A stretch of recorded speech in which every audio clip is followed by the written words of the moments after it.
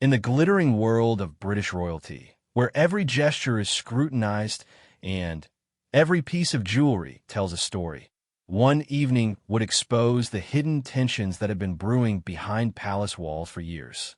What started as an elegant charity gala would become the stage for a moment so shocking that it would send ripples through the monarchy itself.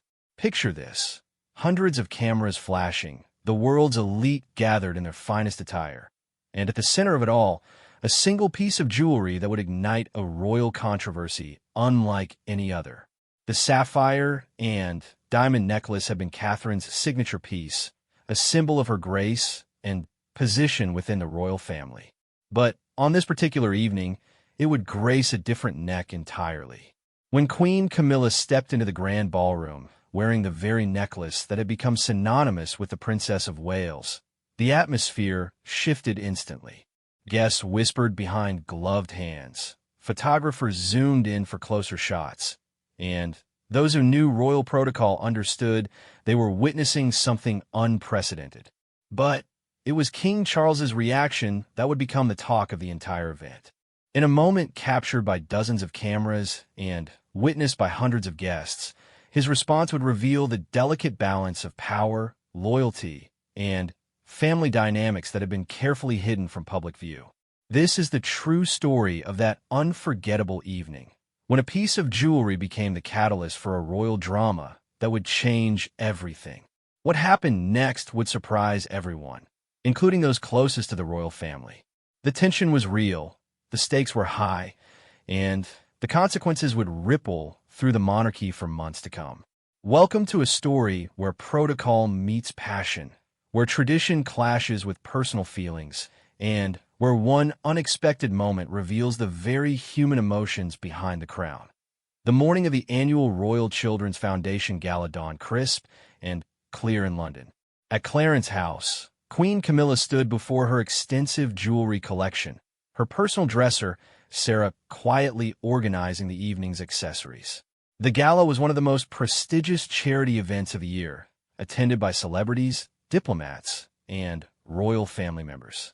Every detail mattered, especially what the queen consort would wear.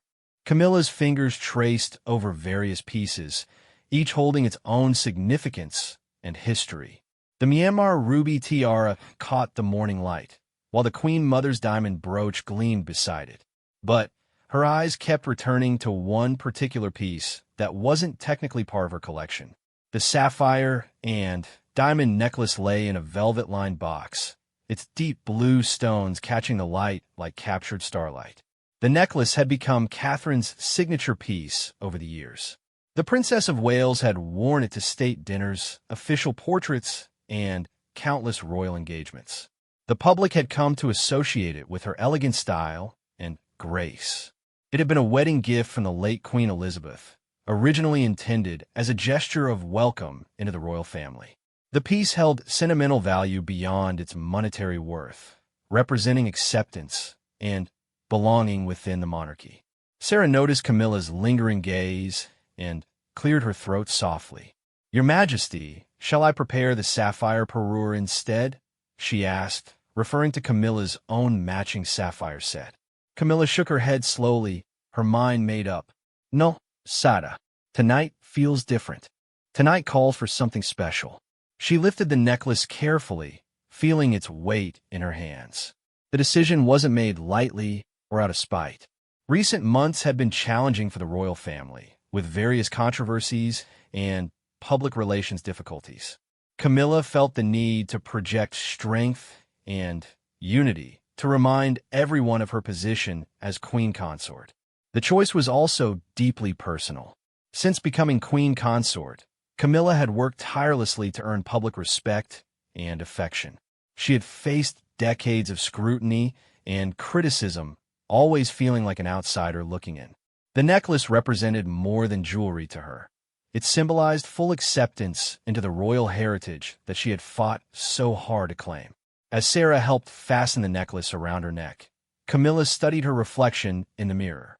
The sapphires complemented her royal blue gown perfectly, and she felt a surge of confidence she hadn't experienced in months. Tonight, she would stand as queen consort, wearing the crown jewels as was her right. Meanwhile, across London at Kensington Palace, Catherine was going through her own preparations for the evening. Her stylist had laid out several jewelry options, but there was a noticeable gap in the collection. Catherine's personal assistant mentioned that the sapphire necklace seemed to be missing from the jewelry vault. "That's odd," Catherine murmured, checking through her jewelry boxes personally. The necklace held special meaning for her, not just because of its beauty, but because it had been one of her first major pieces from the Queen. It represented her acceptance into the family, and had become something of a good luck charm for important events. Her husband William entered the dressing room, adjusting his bow tie. "Looking for something specific?" he asked, noting the slight frown on her face. "The sapphire necklace seems to have gone missing," Catherine replied, still searching through the jewelry cases. "I had specifically planned to wear it tonight." The photographer was expecting it for the official portraits. William paused in his preparations, a look of concern crossing his face. In royal circles, jewelry rarely just disappeared.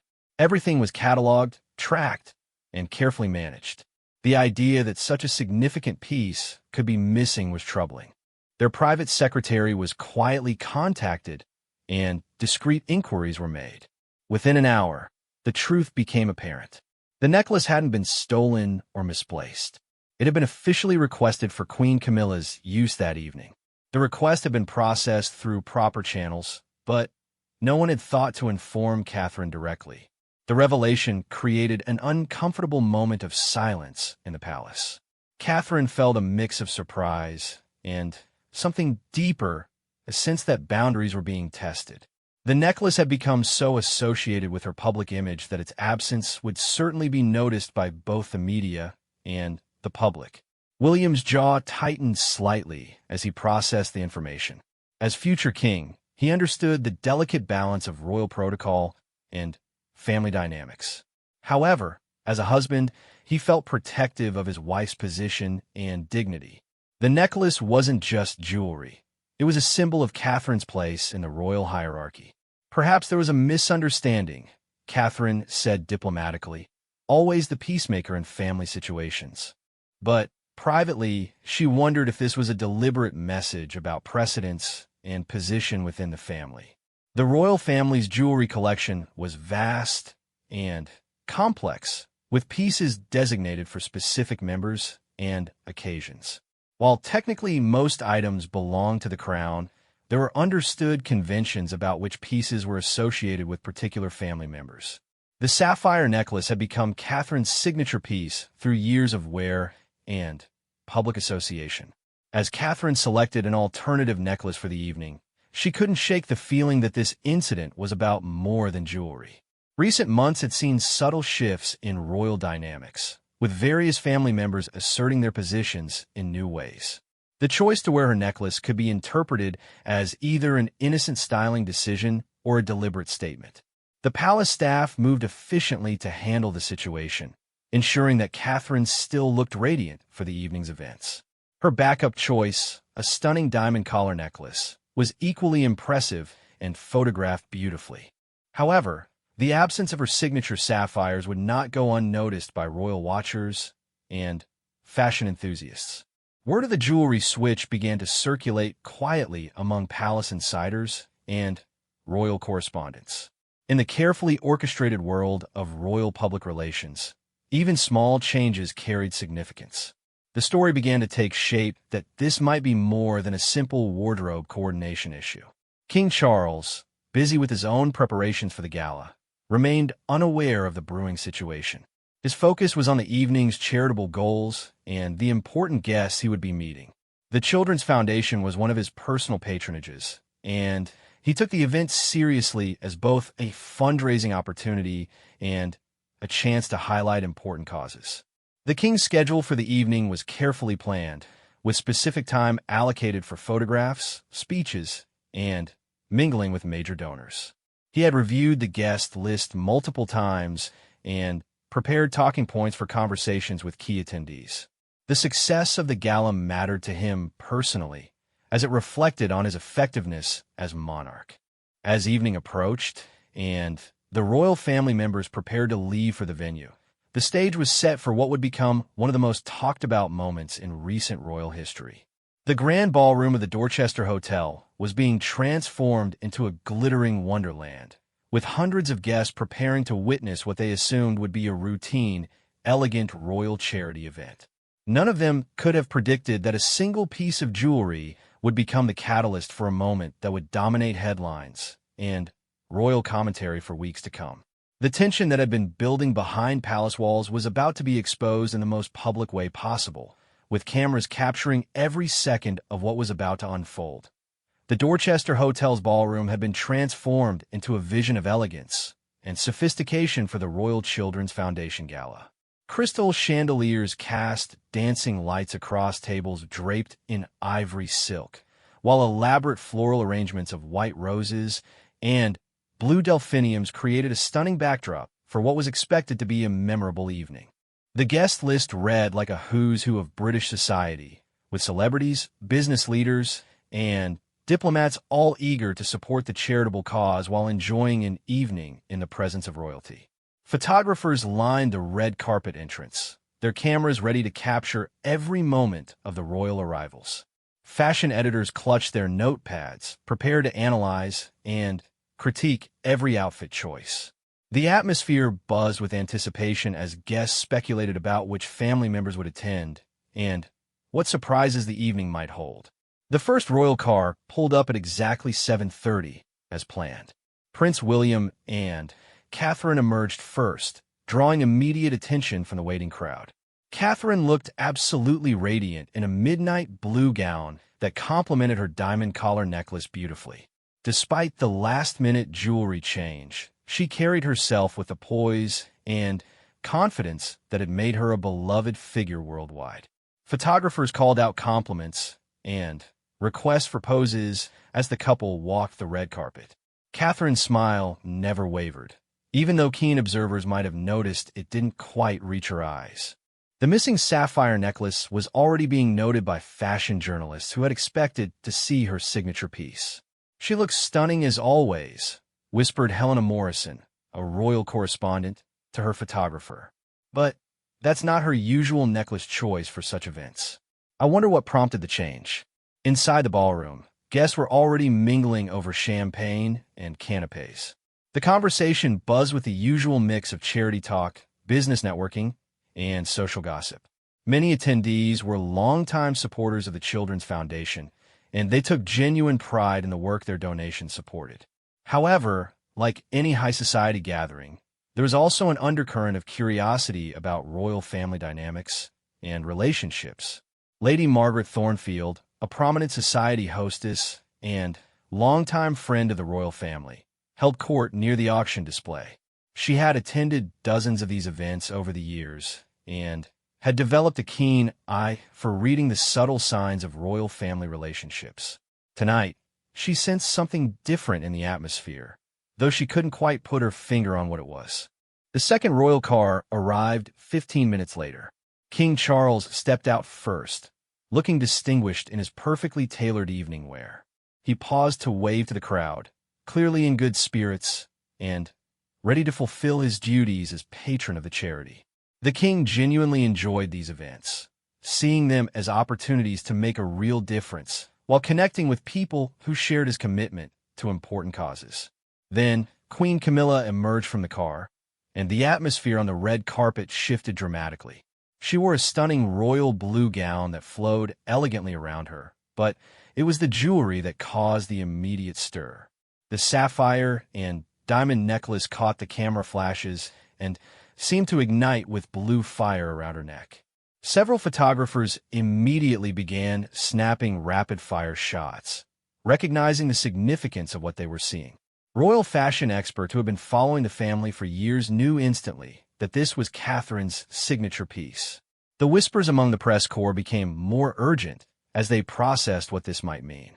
"Is that Catherine's necklace?" asked James Phillips, a veteran royal photographer, to his colleague. "It certainly looks like it," came the reply. "This is going to be interesting." Camilla moved with confidence and graced down the red carpet, seemingly unaware of or unbothered by the growing buzz around her jewelry choice. She had made her decision and was comfortable with it. In her mind, she was simply exercising her right as queen consort to access the royal jewelry collection for appropriate occasions.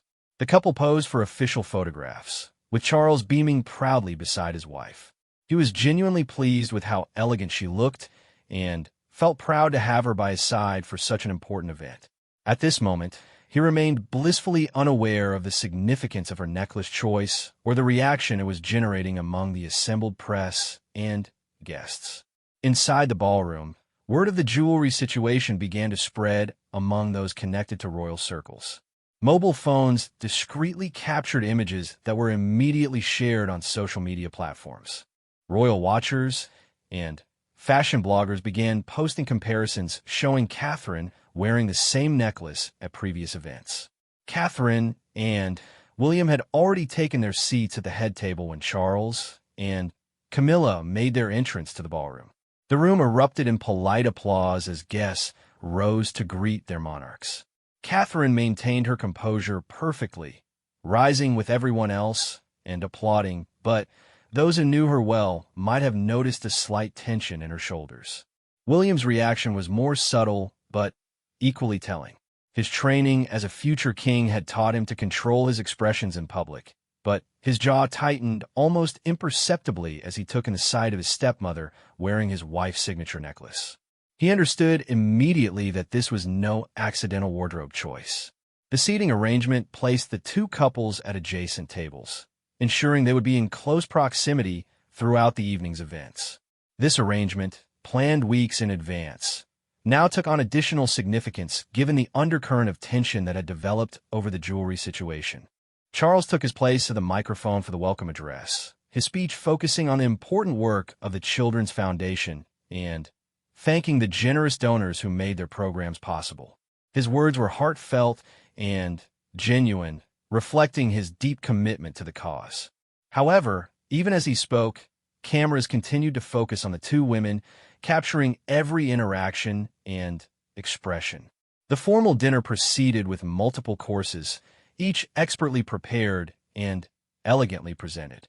Conversation at the royal tables remained polite and focused on appropriate topics, but there was an underlying tension that experienced royal watchers could sense. Other guests throughout the ballroom found themselves glancing repeatedly toward the head tables, trying to gauge the dynamics between the family members. During the soup course, a brief exchange occurred between the two couples that would later be analyzed frame by royal commentators. Charles leaned over to compliment Camilla on how lovely she looked, his hand briefly touching the necklace as he spoke. The gesture was affectionate and natural, but it was also captured by several cameras and would become one of the most scrutinized moments of the evening. Catherine witnessed this exchange from her nearby seat, and for just a moment, her carefully maintained composure flickered. The sight of her father-in-law admiring her signature necklace on another woman created a complex mix of emotions that she struggled to process while maintaining her public demeanor. The auction portion of the evening featured some spectacular items, including a week at a private Caribbean island, a custom piece of jewelry from a renowned designer, and a private dinner with a famous chef. The bidding was spirited, with guests clearly enjoying the competitive atmosphere while supporting a worthy cause. However, even during these lighter moments, attention kept returning to the jewelry situation and the subtle dynamics playing out at the head tables. Social media had begun to explode with commentary about the necklace situation. Fashion bloggers posted side-by-side comparisons of Catherine and Camilla wearing the piece, while royal experts debated the protocol and implications of the jewelry choice. The hashtag #RoyalNecklaceGate began trending as people worldwide weighed on what they saw as either an innocent styling choice or a deliberate slight. As the evening progressed toward the moment when the royal family would take the stage together for the closing remarks and thank you speeches, the tension in the room became increasingly palpable. Guests who had attended numerous royal events could sense that something significant was building, though they couldn't predict exactly what form it would take. The photographers positioned themselves strategically, their cameras ready to capture whatever might happen when the four family members came together on stage. They had already gotten the shots they needed of the individual couples, but the real story would be in the interactions between them, particularly given the jewelry controversy that was now dominating conversation throughout the ballroom. None of them could have anticipated that the most dramatic moment of the evening was still to come, and that King Charles himself would provide the reaction that would make this gala unforgettable for everyone present. The moment that would define the evening came during the traditional royal family presentation, when all four family members were scheduled to take the stage together for closing remarks and acknowledgments. The ballroom fell into expectant silence as the master of ceremonies announced their approach to the podium. This was typically a routine part of such events, where the royals would thank the guests, acknowledge the charity's work, and pose for official photographs. Charles stood first, extending his hand to help Camilla from her chair. As she rose, the sapphire necklace caught the stage lights, creating a brilliant display of blue fire that drew every eye in the room. The couple moved toward the stage with practiced elegance, Charles's hand resting lightly on the small of Camilla's back in a gesture of support and affection. William and Catherine followed, maintaining the perfect distance required by protocol. Catherine's diamond collar necklace sparkled under the lights, beautiful in its own right, but somehow dimmed by the absence of her signature sapphires. Her smile remained fixed and gracious, though those who knew her well could detect the slight tightness around her eyes. As the four reached the stage area, they naturally arranged themselves according to precedence, with Charles and Camilla taking the center positions and William and Catherine flanking them. This positioning, rehearsed countless times at various events, placed the two women directly adjacent to each other, making the necklace situation impossible to ignore. It was then that the pivotal moment occurred. Charles had been focused on his notes for the closing speech when he glanced up and truly saw his wife's jewelry for the first time that evening. His expression changed in an instant from pleasant anticipation to something much more complex. Those watching closely saw his eyes widen slightly as recognition dawned, followed by what appeared to be genuine shock. The king's gaze moved quickly from Camilla's necklace to Catherine's throat, then back again, as if confirming what he was seeing. His face cycled through several emotions in rapid succession: surprise, understanding, and then what appeared to be dismay as he grasped the implications of the situation. "My God," he was heard to murmur, though whether to himself or to someone nearby was unclear. The comment was picked up by the microphones and transmitted to the sound system, causing a ripple of tension throughout the ballroom. Charles's reaction was captured by dozens of cameras from multiple angles.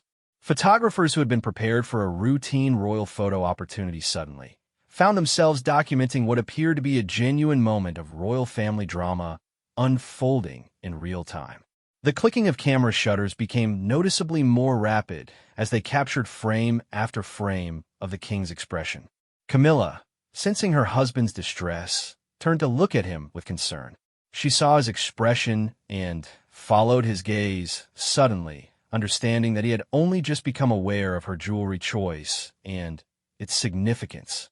Her own expression shifted from confidence to uncertainty as she realized the position she had inadvertently placed him in. The silence in the ballroom became deafening as guests processed what they were witnessing.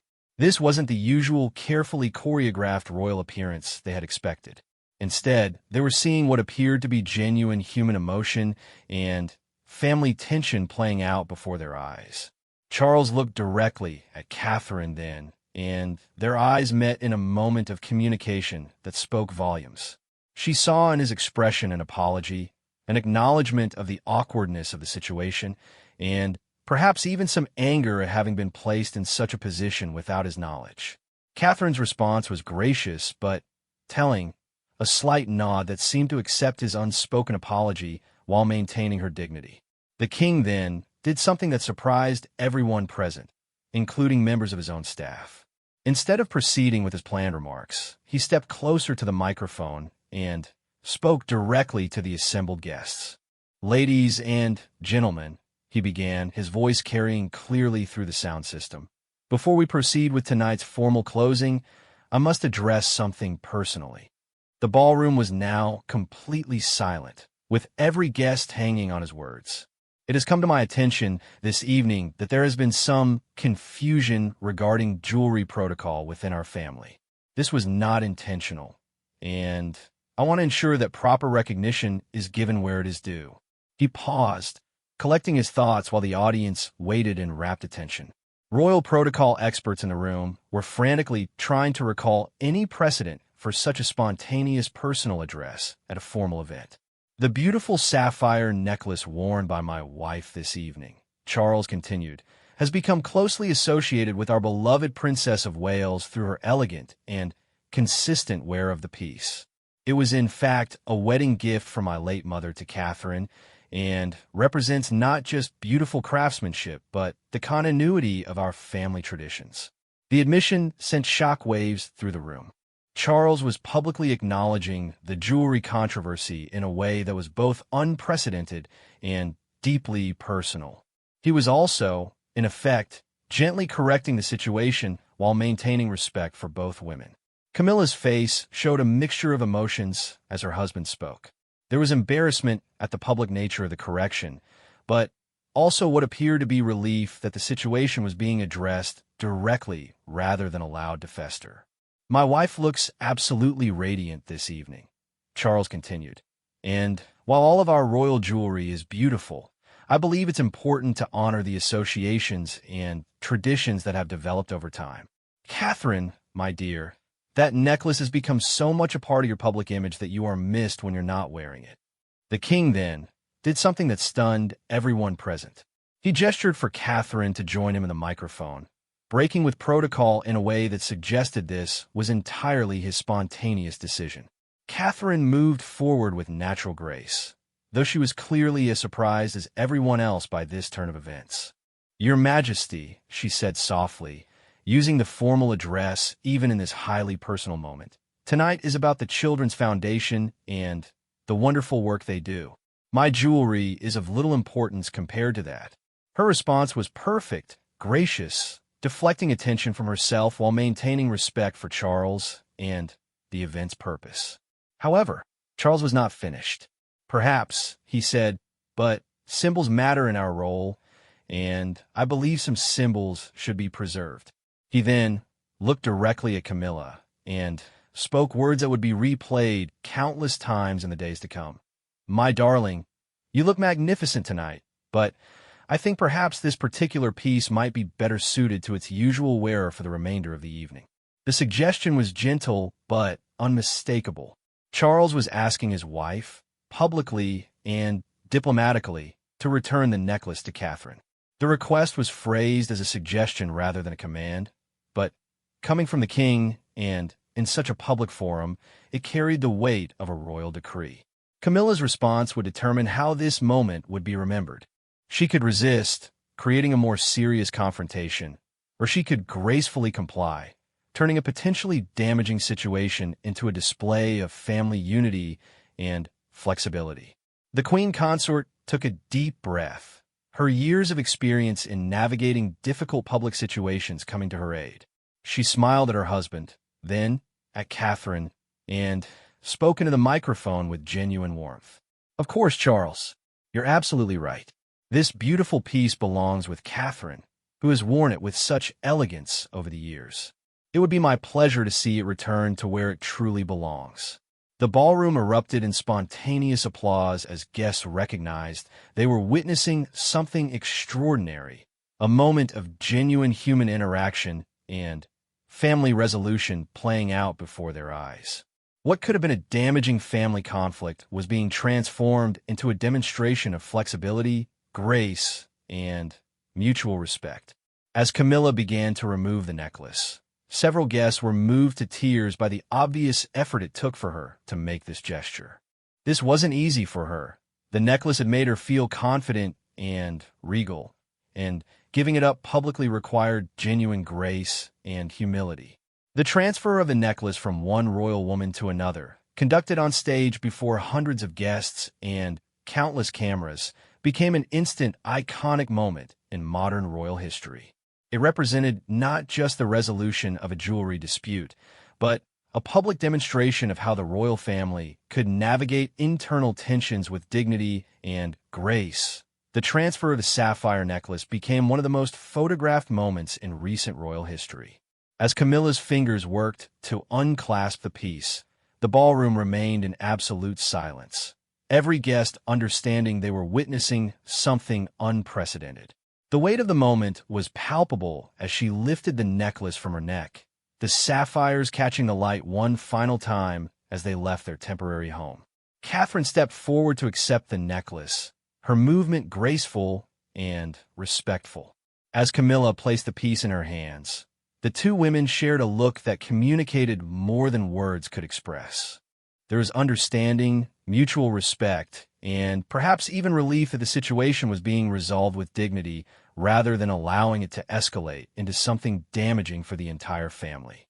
"Thank you," Catherine said quietly, her words barely audible but picked up by the sensitive microphones. The sincerity in her voice was unmistakable, and it was clear she understood the gesture Camilla was making required genuine grace and humility. William moved forward to help fasten the necklace around his wife's neck, his gentle assistance adding an intimate family moment to what had become a very public resolution. As the sapphires settled into their familiar position around Catherine's throat, she seemed to regain some of her natural confidence and radiance. The transformation was immediate and noticeable. Catherine had looked beautiful all evening, but the return of her signature necklace seemed to restore something essential to her presence. The cameras captured this moment of completion, showing how certain pieces of jewelry can become integral to someone's identity and public image. Charles stepped back to the microphone, his relief evident as he prepared to move the evening forward. "Now then," he said with renewed energy, "shall we return our focus to the remarkable work of the Children's Foundation, which is, after all, why we're all here tonight." The applause that followed was longer and more enthusiastic than protocol usually allowed. Guests were not just showing appreciation for the charity work, but also expressing their admiration for how the royal family had handled what could have been a very awkward situation. The spontaneous resolution had transformed potential embarrassment into a demonstration of family values and flexibility. The rest of the evening proceeded smoothly, with the formal speeches focusing appropriately on the foundation's achievements and goals.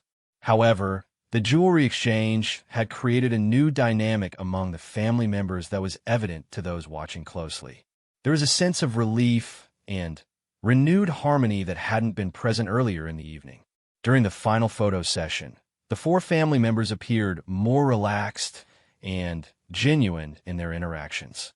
Charles stood proudly between his wife and daughter-in-law, while William's protective stance near Catherine seemed to soften into something more comfortable.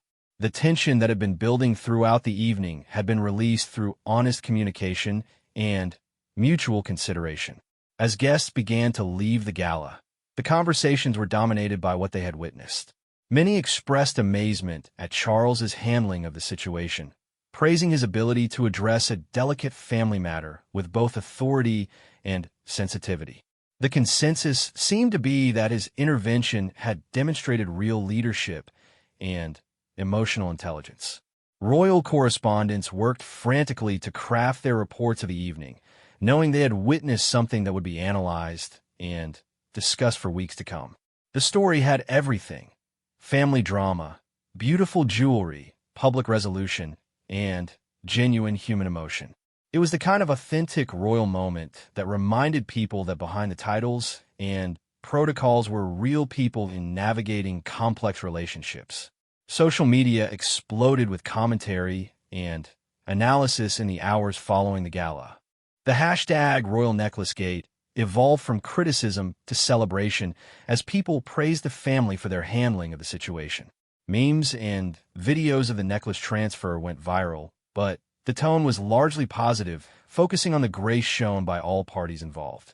Fashion experts weighed in on the significance of the moment, explaining how certain pieces of jewelry can become integral to a public figure's identity. The sapphire necklace was compared to other iconic royal jewelry pieces that had become associated with specific family members over time. In the days following the gala, palace insiders revealed more details about how the situation had developed. It became clear that the jewelry selection had been a last-minute decision by Camilla, driven more by a desire to feel confident and regal than any intentional slight toward Catherine. The lack of communication between the palaces had simply created an unfortunate misunderstanding. The resolution of the jewelry controversy actually seemed to strengthen relationships within the royal family. Charles had demonstrated his commitment to fairness and tradition while also showing sensitivity to both women's feelings. Camilla had shown grace under pressure and a willingness to put family harmony above personal preference. Catherine's handling of the situation reinforced her reputation for diplomacy and grace under pressure. Her ability to maintain composure throughout the evening, combined with her gracious acceptance of the necklace's return, demonstrated the qualities that had made her such a popular royal figure. William's protective instincts had been evident, but appropriately restrained, showing his understanding of royal protocol while also supporting his wife. His assistance with the necklace demonstrated the partnership aspect of their relationship that the public had come to admire. The Children's Foundation, despite the jewelry drama, had one of their most successful fundraising events ever. The additional media attention generated by the necklace situation actually helped raise awareness for their cause, and donations continued to pour in for weeks after the gala. Several weeks later, at a subsequent royal event, both women appeared wearing their respective signature pieces, Catherine in her sapphire necklace, and Camilla in a stunning emerald set that had belonged to the Queen Mother. The visual reminded everyone that the royal jewelry collection was vast enough to allow both women to shine without conflict. The incident became a teaching moment about communication and consideration within families, even royal ones. Palace staff implemented new protocols for jewelry coordination to prevent similar misunderstandings in the future. The procedures ensured that significant pieces would be tracked and that family members would be informed of any unusual arrangements. Royal biographers would later point to this evening as a turning point in the relationship between Camilla and Catherine. The honest resolution of their conflict seemed to clear the air and allow for more genuine friendship to develop. Future public appearances showed increased warmth and natural interaction between the two women. For Charles, the evening demonstrated his growth as a monarch. His ability to address a family matter publicly while maintaining dignity for all involved showed the kind of leadership that would define his reign. The decision to prioritize family harmony and tradition over avoiding potential embarrassment was seen as evidence of his commitment to both personal relationships and royal values. The sapphire necklace itself became even more famous after the gala, with increased public interest in its history and significance. Catherine's subsequent appearances wearing the piece were closely watched, and it became even more firmly established as her signature jewelry. In the end, what started as a potentially embarrassing family conflict became a demonstration of the very best qualities the royal family could exhibit: honesty, grace, flexibility, and mutual respect. The evening reminded everyone that even in the most formal and protocol-driven environment, human emotions and relationships remain paramount. The gala had achieved its charitable goals while also providing an unexpected lesson in family dynamics and conflict resolution. The image of the necklace being transferred from one royal woman to another became symbolic of the ongoing evolution of the monarchy, respectful of tradition while remaining adaptable to changing circumstances. Years later, when royal historians looked back on significant moments in the early reign of King Charles III, the sapphire necklace incident would be remembered not as a controversy, but as an example of how authentic leadership and genuine family values could turn potential crisis into an opportunity for demonstrating the very best of royal character.